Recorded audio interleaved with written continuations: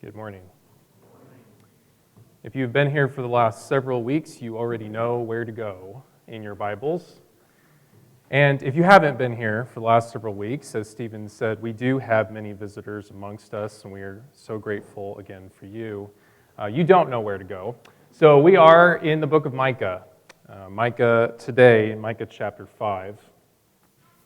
During the sermon hours, we've been working our way through this magnificent Old Testament prophet that is sometimes ignored, one chapter at a time. And here we are in chapter 5. So I would encourage you to open your Bibles to that spot and read this chapter with me. Micah chapter 5. Now muster your troops, O daughter of troops.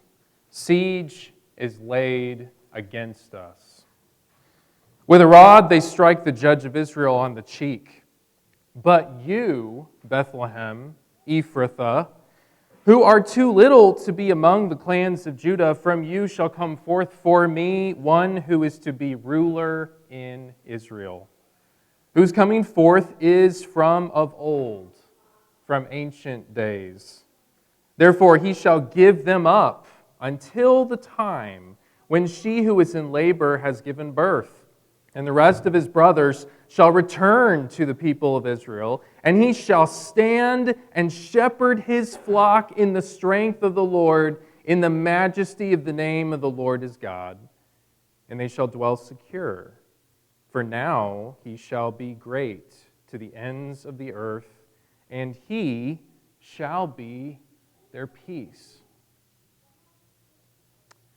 When the Assyrian comes into our land and treads in our palaces, then we will raise up against him 7 shepherds and 8 princes of men. They shall shepherd the land of Assyria with the sword, and the land of Nimrod at its entrances, and he shall deliver us from the Assyrian when he comes into our land and treads within our border.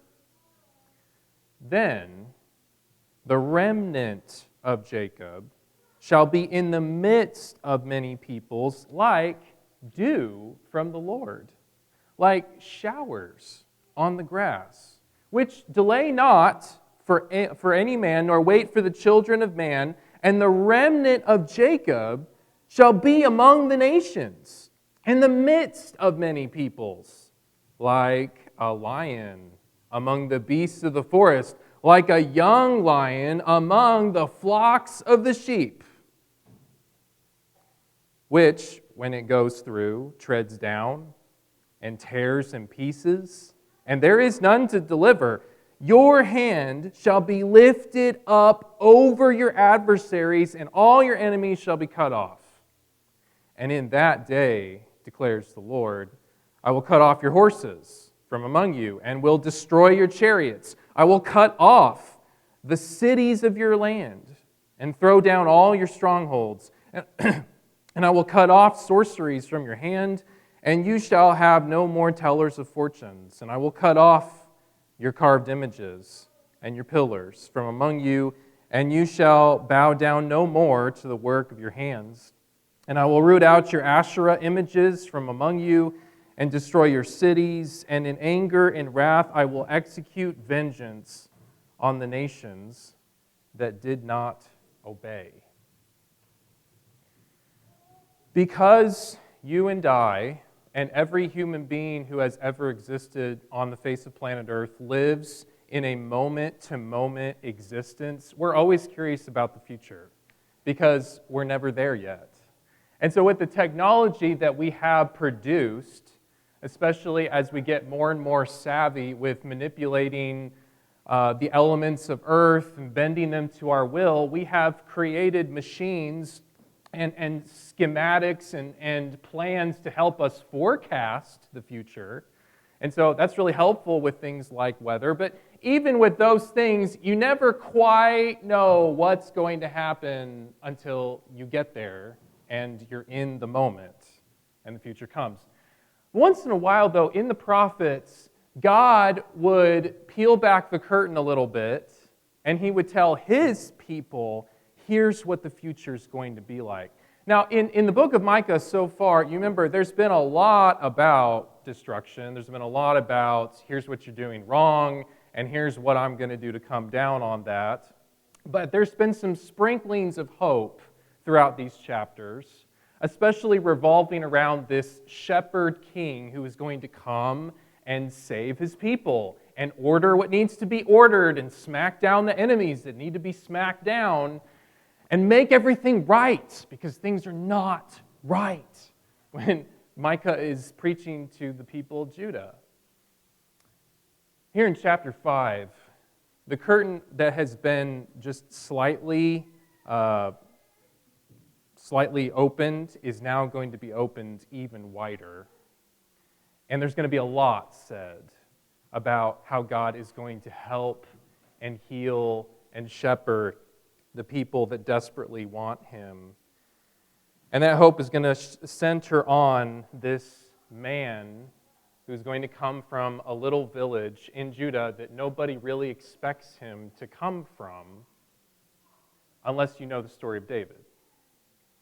So that's where we're going to end this. Jesus is going to be our peace, even though he's an unlikely ruler. Well, let's look here in the first 6 verses and focus our attention on the arrival of this shepherd king. And let's pull out this point that Micah is clearly giving us, that our own limited resources are not going to be sufficient or adequate to defeat the enemy that is at our gates.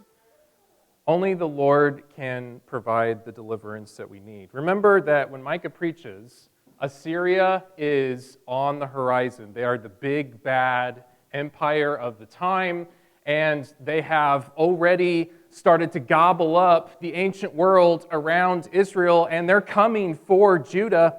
And so Micah, in verse 1, he says, okay, let's all get ready. Muster your troops. But what's the problem if you're in Judah? You don't really have many troops to muster. You don't really have much of an army to speak of, and that's implied here in the verse, because notice what he says after he says, O daughter of troops, he says, siege is laid against us. In the ancient world, why do cities get besieged to begin with? Isn't it because you're not able to field a strong enough army to engage with the army that is encircling you? And so you have to batten down the hatches, and you got to man the walls, and you just try to wait it out until that enemy gets tired of doing what he's doing and goes away from you. That's how siege works. It's when you're weaker than your opponent. And boy, was Judah weaker than Assyria.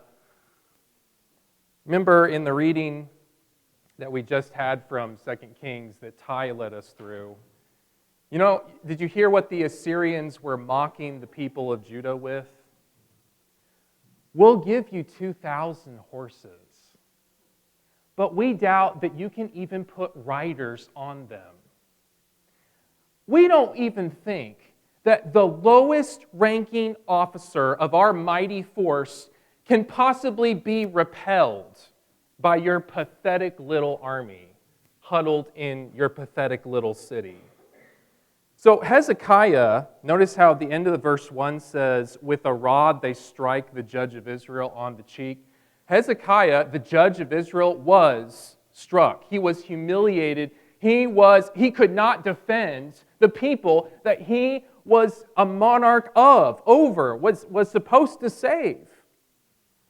And so he prepared his nation as best he could. We're told that in Kings and in Chronicles, he commissioned engineers to dig a tunnel under the rock in Jerusalem to divert the Gihon spring into Jerusalem so that they could have a better water supply. He tried to get ready, but there was only so much that he could do with his limited resources.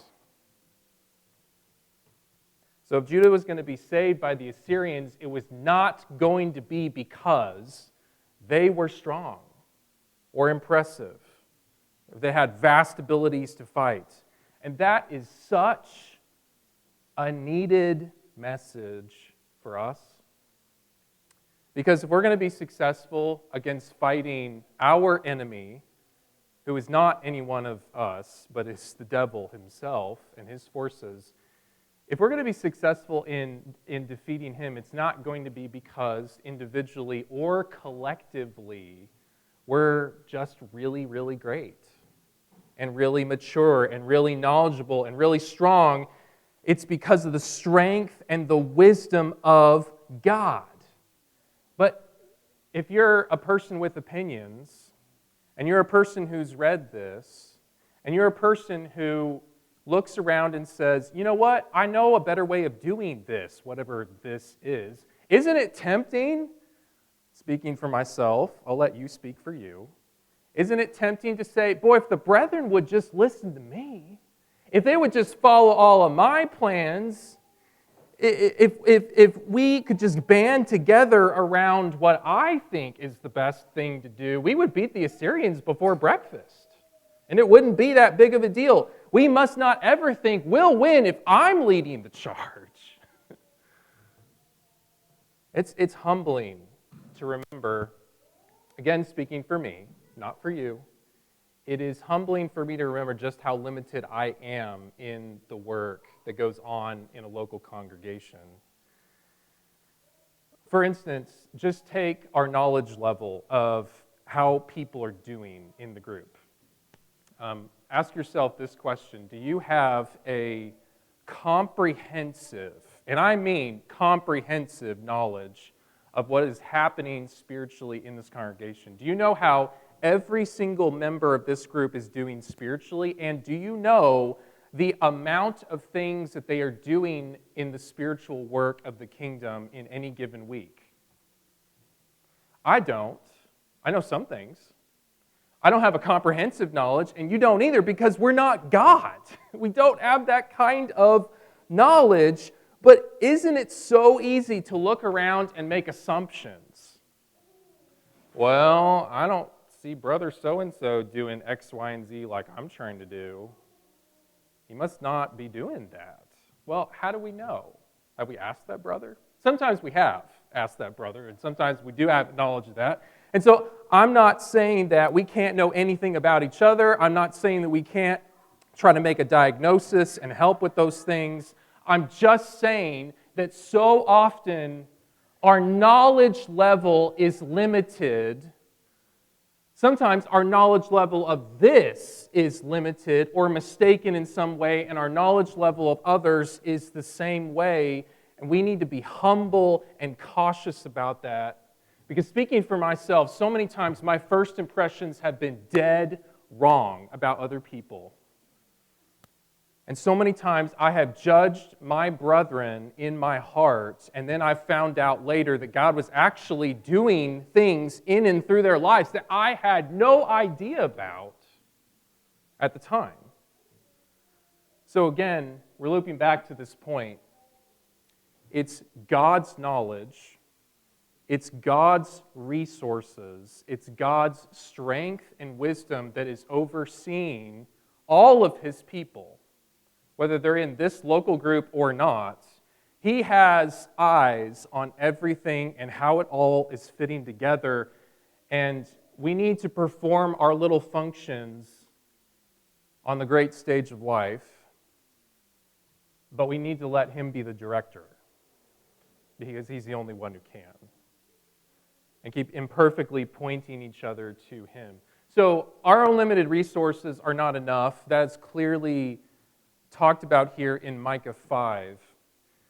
And here's the comfort, that we have this unlikely king entering the picture here, who is providing this peace that everybody needs in the midst of really, really big problems and overwhelming concerns.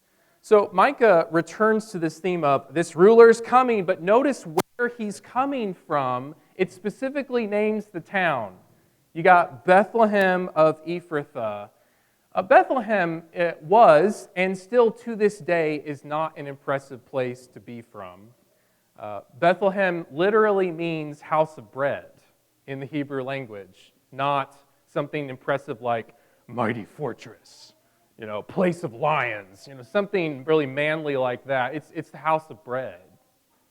It's a place of a bunch of sheep and crops and agriculture. You notice in the verse, he mentions it's such a dinky little village that it doesn't even get counted on its own when the clans of Judah are being numbered. It flies under the radar for the most part when it comes to the people who live in this area. I've been to this area. I've been to this town in Israel. There's not much going on besides the horde of tourists that get bussed in and out of Bethlehem. I think it's slightly population size bigger than Rantoul, but not by much. And so it's interesting to me that David is not mentioned in this chapter. But if you were a good Jew and you were thoughtful and you knew the stories of the past, you would hear Bethlehem Ephrathah and you would think, oh, I know somebody else who comes from that little village. An unlikely youngest son of 8 sons. And God took him and made him the ruler of the kingdom. Evidently, God was going to do that again. So what is this David 2.0 going to do in the text? We'll look at verse 4. Again, he's going to stand up. He's going to shepherd. He's going to have majesty in him, and look at what is going to be produced. Security. They shall dwell secure. And then verse 5 doubles down on that. He shall be their peace. And how is he going to do that? Well, when all looks hopeless, what he's going to do is he's going to raise up 7 shepherds and 8 princes. You ever seen this kind of language before in the Bible and other places? This 7, even 8 kind of language. This is God's way of saying very emphatically, it's going to be complete. It's going to be entirely suited for the need of the moment. And so when Jerusalem is besieged by the Assyrian army, 185,000 soldiers, and the Rabshakeh is coming and talking his mouth off at the gate, and it looks like all is lost, God's going to send complete help. An angel comes and wipes out that entire army, and God's people are saved, and Sennacherib has to go home with his tail between his legs, never to return. By the way, God still sends angel help to his people. Isn't that what Hebrews 1 says? That they are ministering spirits that are sent out to aid the people who love and follow Jesus.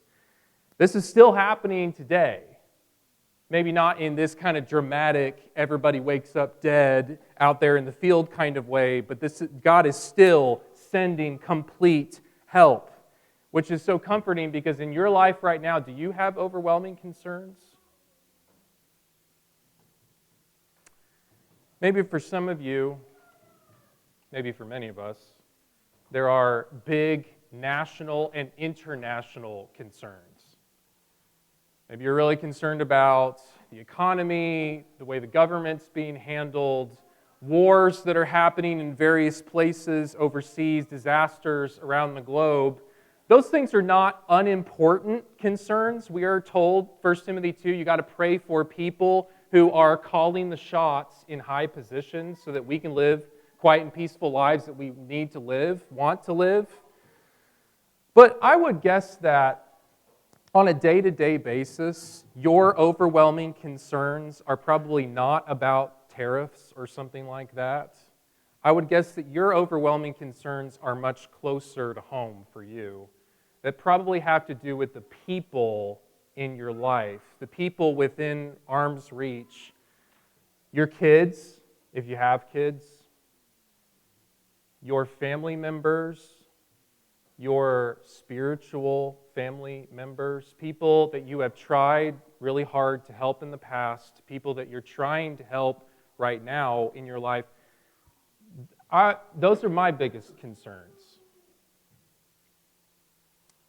And that's how it was for the Apostle Paul. Do you remember in 2 Corinthians 11 how he is opening his heart wide to the Corinthian people who had so many problems and had so much antagonism toward him. And he gives a list of all the sufferings that he went through. Little things like, I was shipwrecked 3 times, and I got taken out and stoned once, and I got beaten with rods.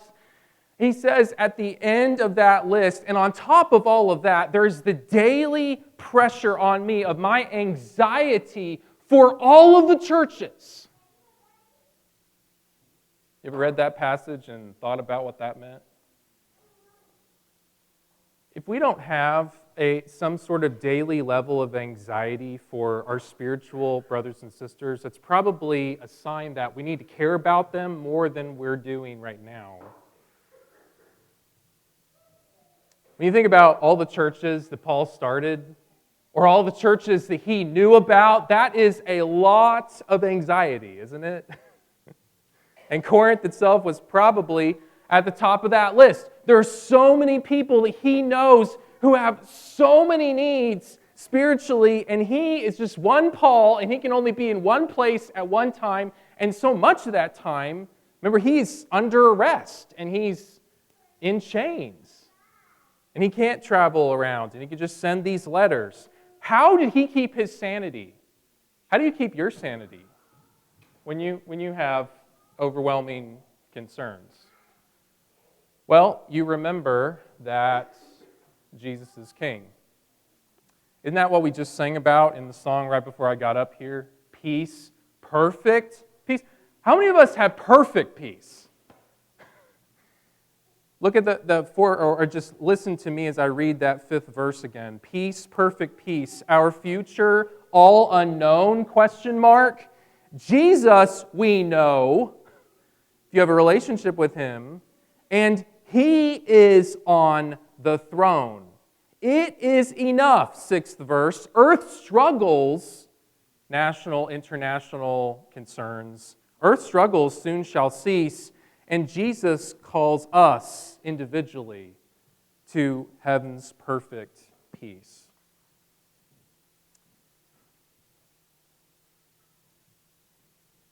Maybe you wake up in the morning sometimes, like I do, and you think about what you're doing with your life, what you're doing with your work, and the thought crosses your mind that this is beyond me. It's beyond my wisdom level. It's beyond my strength in some kind of way.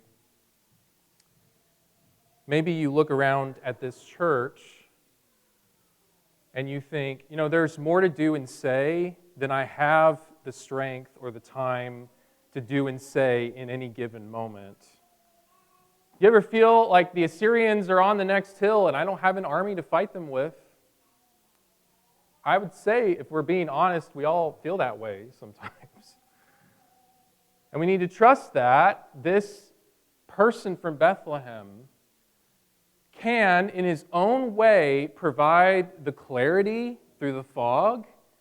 If we're confused and we don't know what to do, can provide the strength and energy. If we're tired and we don't feel like hefting that burden any longer, he'll provide the helpers. If you're working and you feel alone, he'll provide the encouragement. If you are discouraged because it seems like you're just running on a treadmill and you're not getting anywhere, he will provide the help and the security and the safety.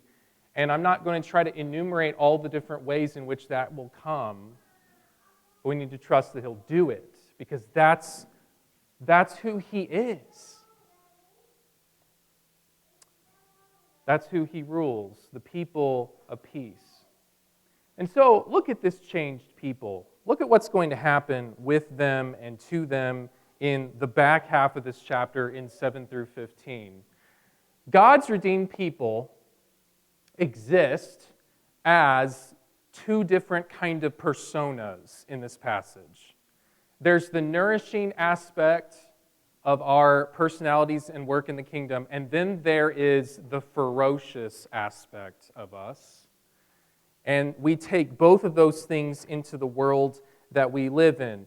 Do you notice that the remnant of Jacob is described with these pictures And both of these pictures, he says, are in the midst of the peoples. They're out front and center in front of everybody. On the one hand, we're like the dew that waters the ground.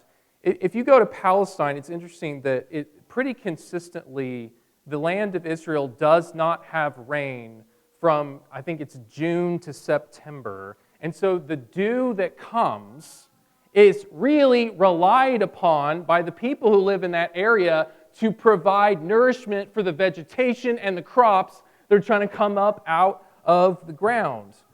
And so just like water helps agriculture to grow, and by the way, notice how he says that it's not dependent on people there. It doesn't wait for man. It just comes by order of the Lord. So just like water is relied upon to water the ground and the things that are coming up out of the ground, so it is that God places his people around planet Earth in order to help the world to understand what nourishment looks like. So that's the first picture, this gentle dew. But then you notice the second picture. What else are we like? We're like lions in a field of sheep. You know, lions are pretty much the top of the food chain. They are the apex predator, carnivore extraordinaire. I mean, my sister has gone on safaris out into the bush in Africa when they were living there at the time in Kenya, and she had pictures and videos of these lions out there in the middle of the savannah, and they're yawning, they're laying down. They don't have a care in the world. They're not thinking, maybe there's an animal that can come get me if I don't pay attention. I mean, it's just the opposite of the birds that hop around your yard and are constantly swiveling their heads to watch out for bigger birds or other animals that will gobble them up, because that happens to them. Lions don't have that concern. But sheep are kind of on the opposite end of the spectrum there. And so if you've got a young lion in the text in the middle of a field of sheep, I'm not going to talk about all the gory details, but I'm just going to say that lion's going to have himself a grand old time. He's going to be satisfied at the end of that day. And so we need to have both of these pictures in our minds and our hearts as we do our work in the world. That on the one hand, we are to come with gentle nourishment to thirsty people out there who don't have a drop of water in their lives. And on the other hand, we need to remember that we're the lions. We are ferocious. We have the promises of God. There needs to be a boldness in our spirits because we are the children of the King. We are due to inherit the riches of the new heavens and the new earth. How could we not be bold when we realize that? And so it doesn't matter what kind of situation that you run into out there, you're the lion. Now we need to not carry this analogy too far and rip other people to shreds like a lion would do with a young flock of sheep. But we do need to have the boldness in our hearts, and I think that's what this is getting at. The enemies are not going to defeat us. God is going to use us to defeat the forces of Satan. Something else that we get really clearly from the back part of Micah chapter 5 is that God blesses his people by taking away the things that they worship, the things that they bow down to, the pride in their hearts. I want you to notice the language of cut off, cut off, cut off, this repetition of this phrase starting in verse 10. In that day, notice what he's going to cut off. First, he mentions horses and chariots. What's wrong with having horses and chariots? Aren't horses and chariots pretty cool? Yeah. I mean, they were the tanks of the ancient world. And so if you had a bunch of horses and chariots, you were then tempted to rely upon your own strength and your own resources rather than the one true strength. Do you remember how there's actually a psalm that talks about this? Psalm 20, verse 7, some trust in chariots and some in horses, but we trust in the name of the Lord our God. And in Deuteronomy 17, verse 16, one of the only rules that the kings of Israel had, according to the law, was don't go down to Egypt, because you're not supposed to go down to Egypt ever again, because I took you out of there with the Exodus. But don't collect horses and chariots from that area. Now, Solomon and the kings did that anyway, but that was never the plan. So I'm going to cut those things off. Verse 11, I'm going to cut off cities and strongholds. Isn't it good to have strongholds? Isn't it good to have big, high walls and strong bars and gates to defend yourself? We got to all defend ourselves. But if you have those things, again, the temptation is to say, well, then I'm invincible because of what I've put together there at the edge of my town. You'll be tempted to think you can save yourself. And then verses 12 through 14, what is he cutting off? He's cutting off overtly wicked things. So he mentions sorceries, he mentions carved images, he mentions pillars, he mentions Asherah, basically Baal's consort in the worship of the Canaanites. Back in the law in Deuteronomy 18, God said this, "There shall not be found among you anyone who burns his son or his daughter as an offering, anyone who practices divination or tells fortunes or interprets omens, or a sorcerer or a charmer or a medium or a necromancer," he's really covering his bases here, "or one who inquires of the dead, for whoever does these things is an abomination to the Lord." Fundamentally, witchcraft, sorcery, and many types of idolatrous worship were attempts to take the physical things that grow out of the ground, the things that you can mine out of the ground, or the spiritual forces in the world, and try to bend all those things to your will and harness that power for yourself. But God continually teaches his people the only one true power is me. I have the breath of life to give you, and nobody else does. And so to trust in any other power leads to disaster. And in verse 15, in the last verse of Micah 5, God says, this is what the nations have done. It's not just you, Judah, who has gotten enmeshed in all of this wrongness. It's everybody. And so I will execute my anger and wrath on all who were a part of this. So the people of Judah didn't just need help from the Assyrian armies at their gates.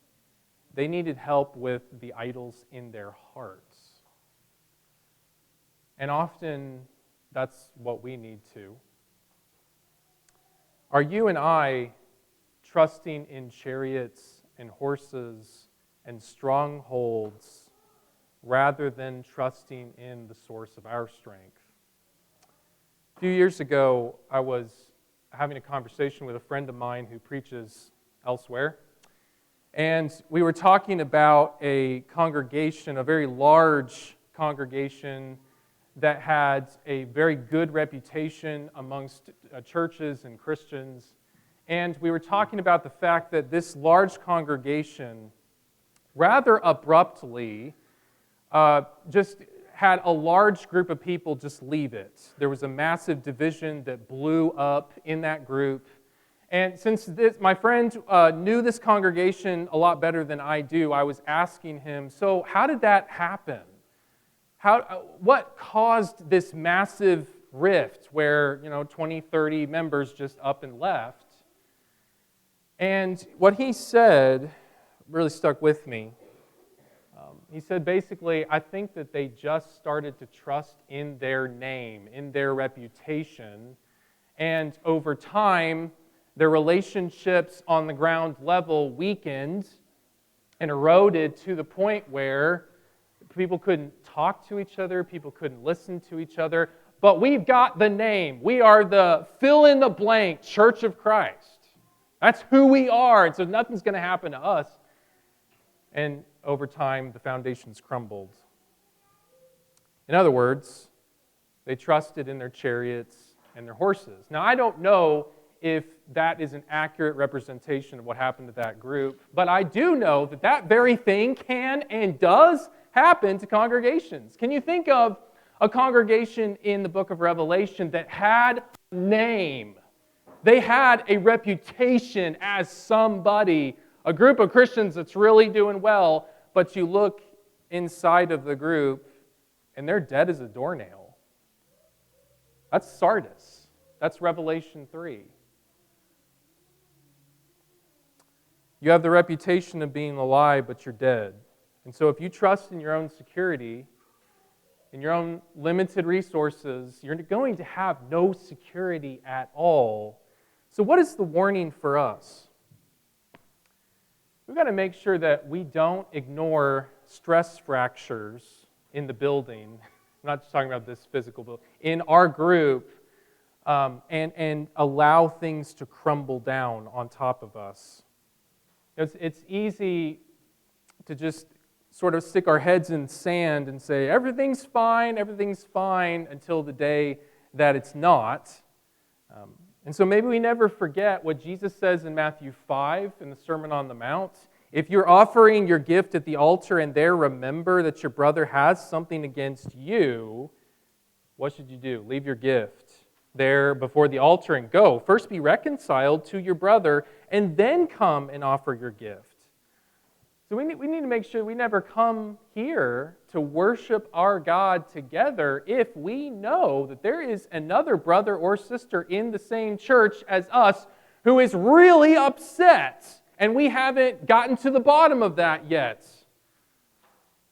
It's up to us to be the initiator with that, to do our best to be reconciled, to, as much as it depends upon us, be at peace with all men. All men includes your spiritual family members, right? So don't shrug it off.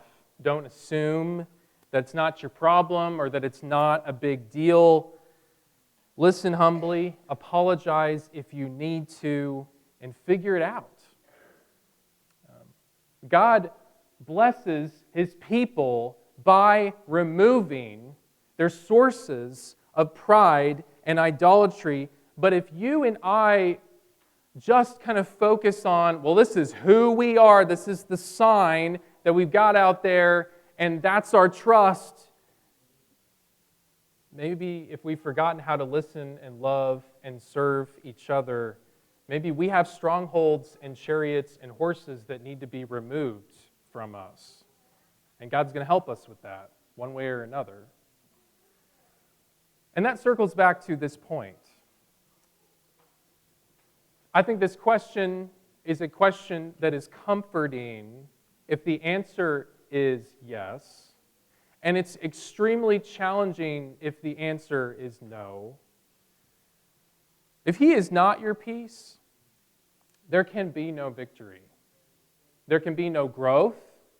There can be no help, no peace, no security. But if the answer is yes, then there can be no defeat. There can be no situation that you find yourself in which you can say, the enemy has triumphed over me. The enemy does win little skirmishes, but the enemy has already been defeated. And we are just in the cleanup operation. I've heard many preachers say that over the years, and it is true, and so I say it once in a while myself. You read the book of Revelation, the dragon, his days are numbered. And so in everyday life, when things are difficult, when relationships are difficult, when your responsibilities are difficult, we face a lot of difficult things. But we have the opportunity to lay all those things at the feet of the one who has conquered. And so I encourage you to go to the Mount of the Lord, where we can learn His ways and celebrate with Him at the top. We can have celebrations now, but there will come a day when we will finally reach that perfect peace that we sang about before.